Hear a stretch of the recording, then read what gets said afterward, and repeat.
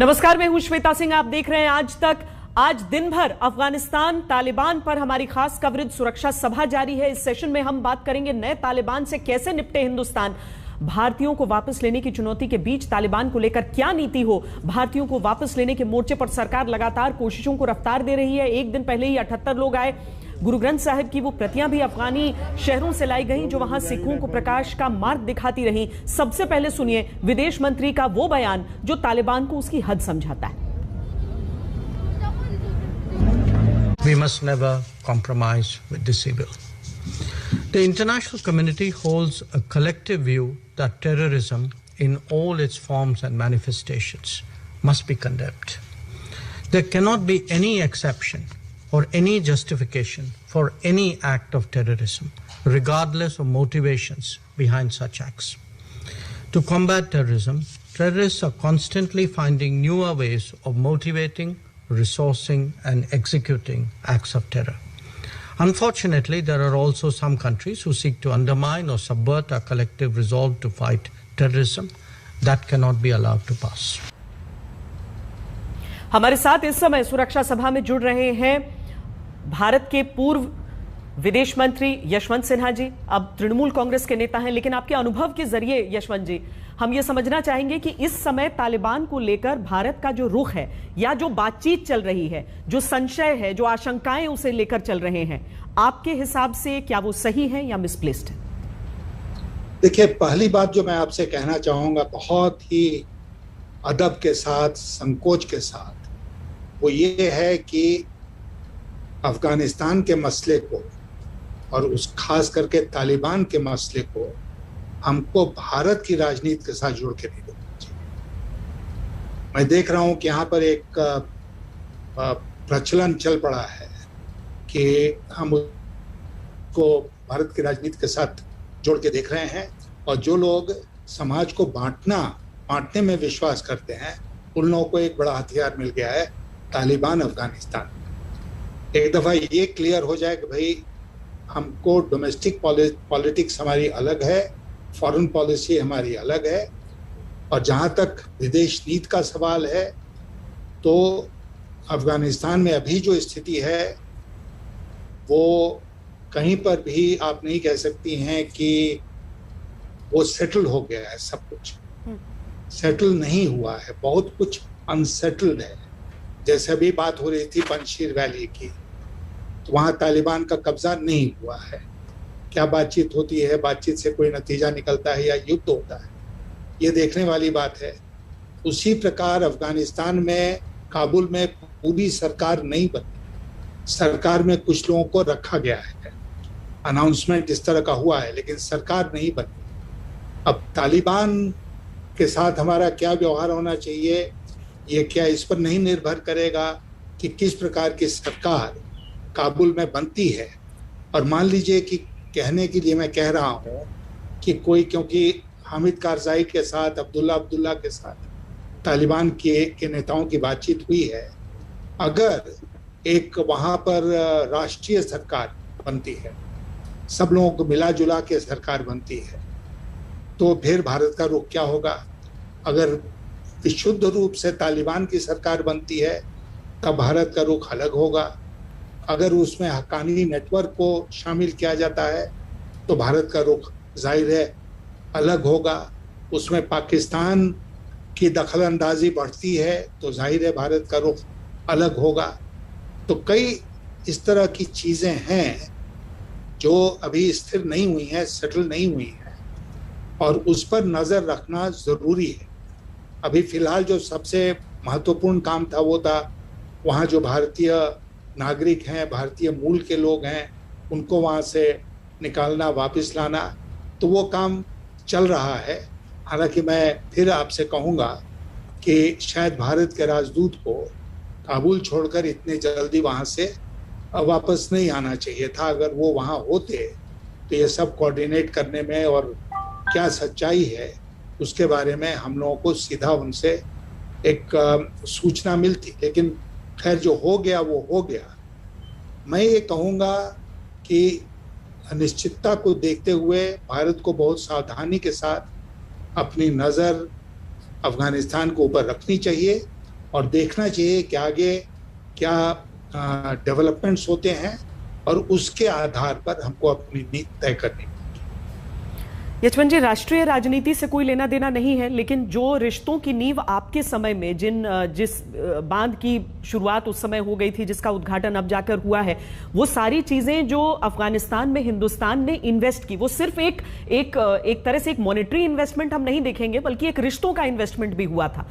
उस चीज को देखते हुए आज की तारीख में, अगर अभी तो 2/3 है तालिबान के पास अफगानिस्तान, लेकिन अगर तालिबान लेड अफगानिस्तान होता है तो भारत क्या, अंतर्राष्ट्रीय समुदाय में बाकी देश क्या सोच रहे हैं, क्या रुख रख रहे हैं, उसके हिसाब से जाए?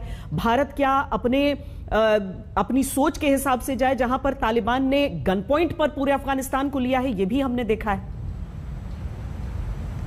देखिए, आपने जो बात कही अभी, मैं आपसे कहूंगा कि भारत के पक्ष में 2 बहुत महत्वपूर्ण बातें हैं। एक नंबर की बात जो है वो ये है कि अफगानिस्तान में, और मैंने स्वयं उसका अनुभव किया था, मुझे लगता है कि सारे भारतीय जो अफगानिस्तान जाते हैं वो इसका अनुभव करते हैं।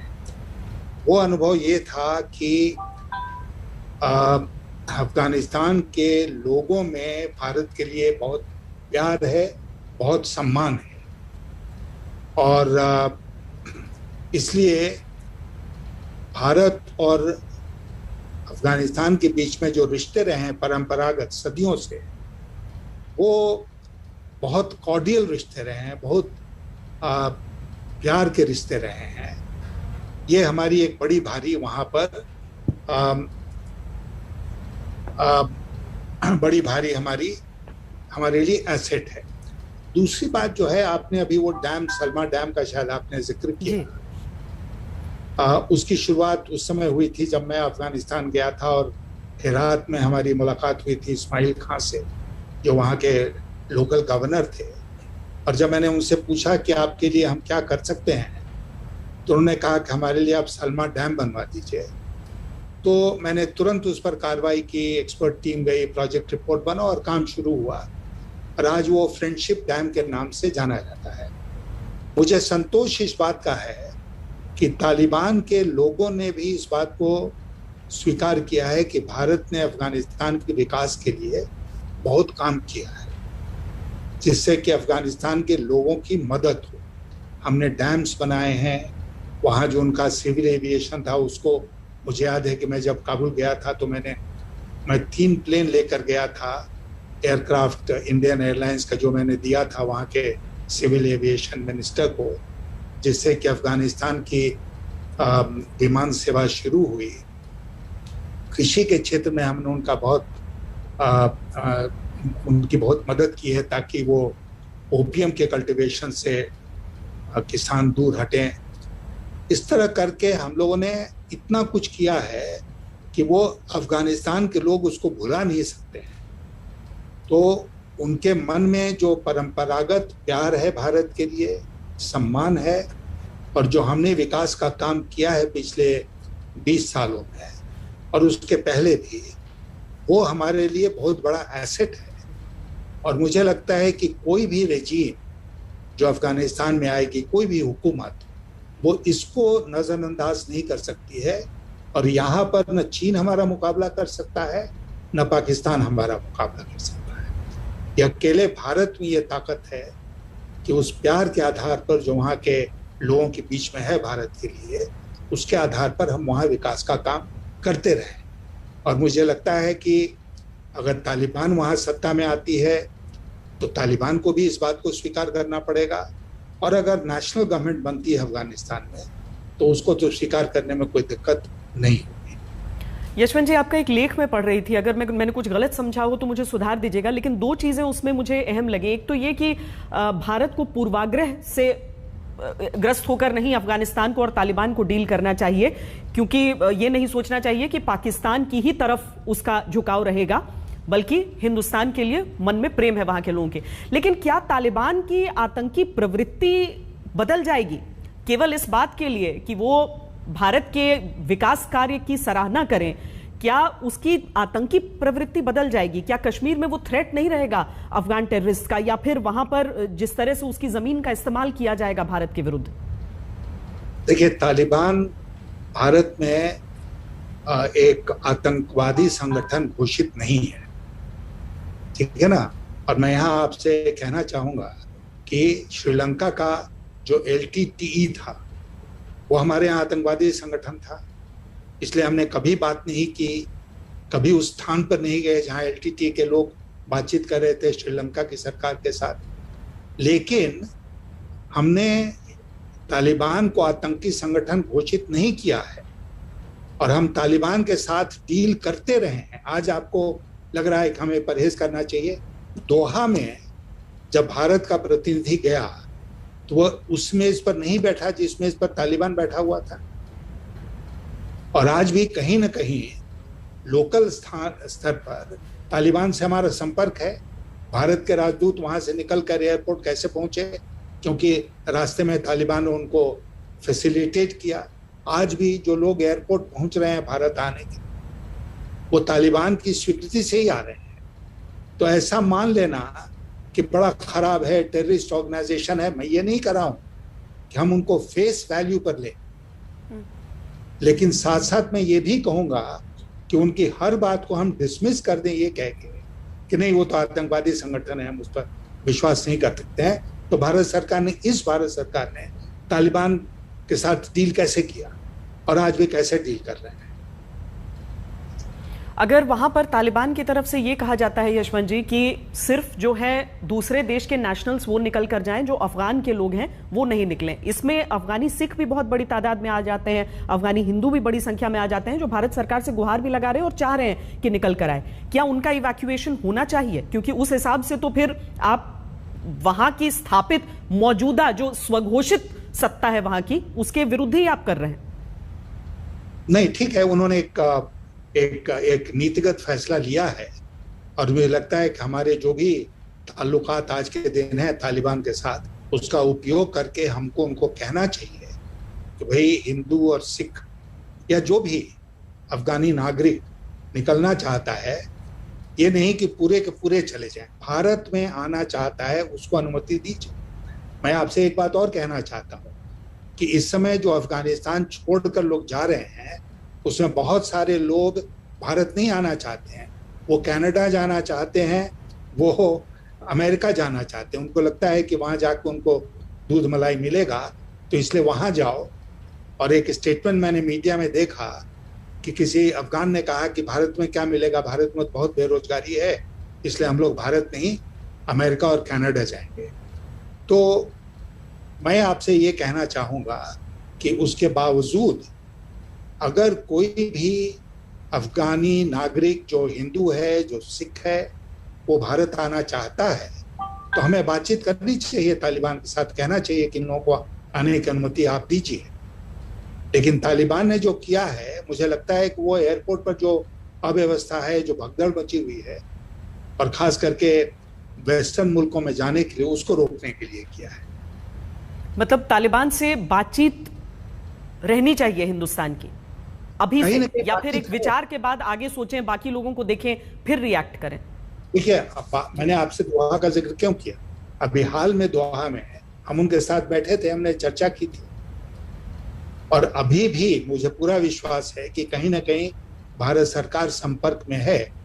डिप्लोमेसी में बहुत सारी चीजें घोषणा करके नहीं की जा सकती हैं, लेकिन अघोषित रूप से बहुत सारी चीजें होती हैं जिसका मीडिया में लोगों को पता नहीं चलता है, नागरिकों को पता नहीं चलता है, लेकिन क्वाइटली वो काम होता है।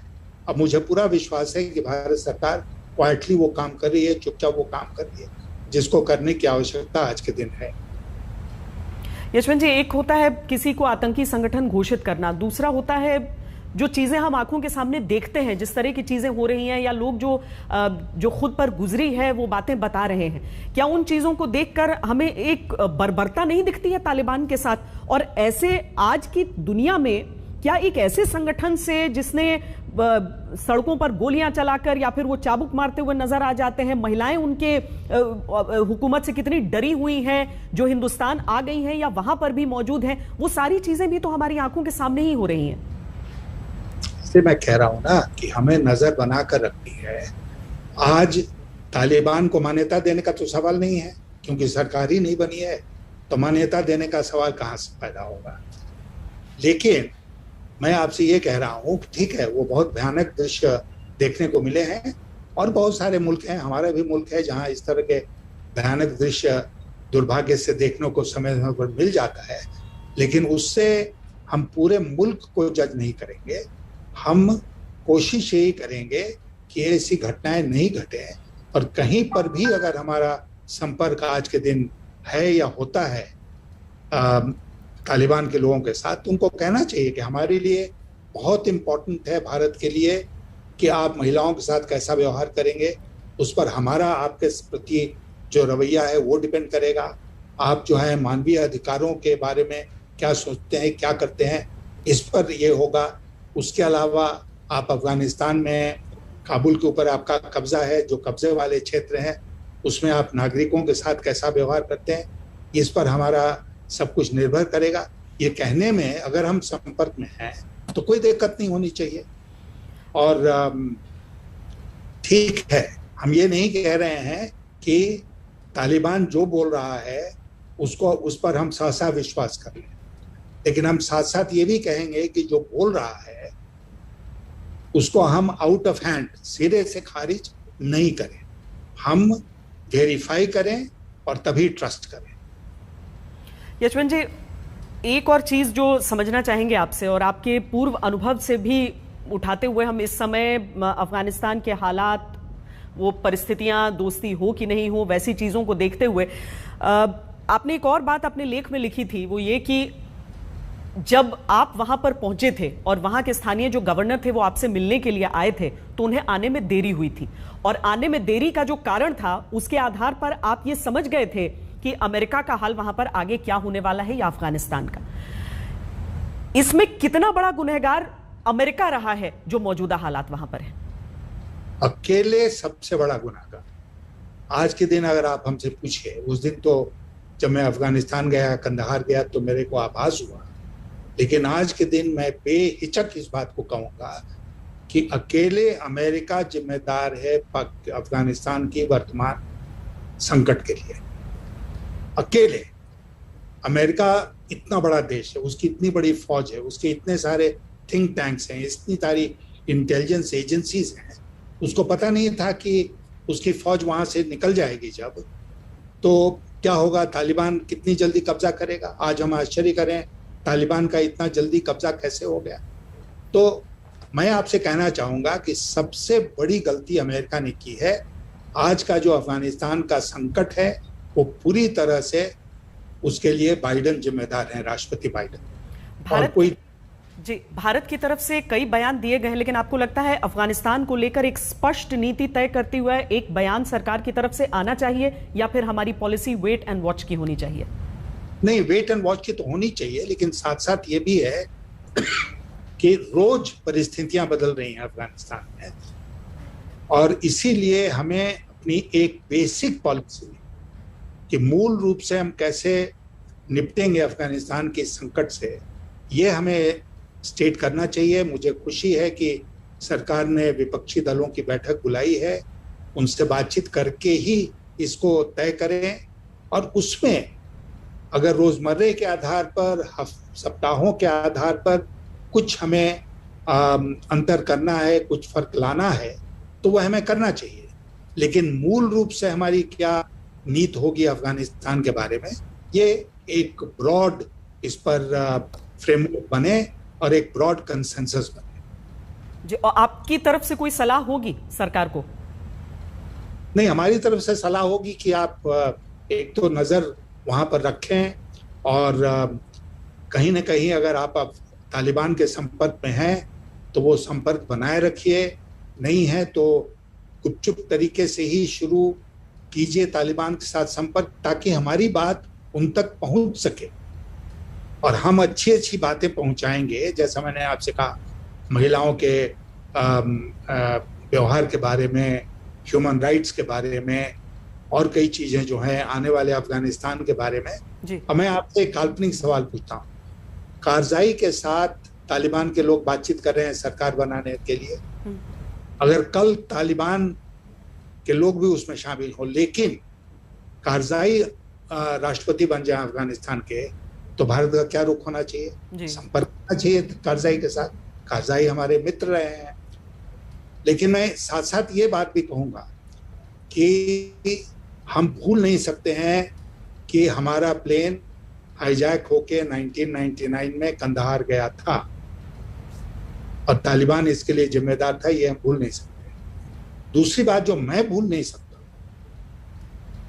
वो ये है कि तालिबान ने बामियान बुद्धास को नष्ट किया, जो इतनी ऐतिहासिक धरोहर थी बुद्धिज्म की वहां पर, उसको उन्होंने बारूद से उड़ा दिया। इससे बढ़कर क्या मैं कह सकता हूं कि डिस्ट्रक्टिव एटीट्यूड, एक सब कुछ बर्बाद करने वाला एटीट्यूड नहीं हो सकता है। तो इसीलिए हमको नजर रखनी है, और तालिबान अगर सही व्यवहार नहीं करता है, उसी गलत रास्ते पर चलता है, तो फिर जैसे जो है वो है। तालिबान से हम क्यों संपर्क में रहेंगे? बहुत सारे देश दुनिया में हैं जिनमें कुछ सरकारें बनी जिनसे हम खुश नहीं थे। अभी बगल में म्यांमार है, म्यांमार में आपको याद है ना, मिलिट्री शासन हो गया था, तो बहुत दिनों तक हमने कोई संपर्क नहीं किया मिलिट्री शासन के साथ। चीन ने किया लेकिन हमने नहीं किया। तो इसलिए हमारा भी ये सार्वभौमिक अधिकार है कि हम सरकार के स्वरूप को देखकर ही अपनी नीति तय करें। इसलिए आने वाले दिनों में हम देखें कि सरकार क्या करती है, और इसी बीच में हम कॉन्फिडेंशियल तौर पर अगर अपनी बात पहुंचा सकते हैं तालिबान तक तो पहुंचाना चाहिए। बहुत बहुत धन्यवाद यशवंत सिन्हा जी हमसे बातचीत करने के लिए। पूर्व केंद्रीय मंत्री, पूर्व विदेश मंत्री यशवंत सिन्हा हमसे बातचीत कर रहे थे। सरकार को सलाह यही कि किसी पूर्वाग्रह से नहीं बल्कि बातचीत के रास्ते से ही आगे बढ़ना होगा अफगानिस्तान के साथ। एक छोटे से ब्रेक के लिए रुक रहे हैं, लेकिन सुरक्षा सभा जारी है।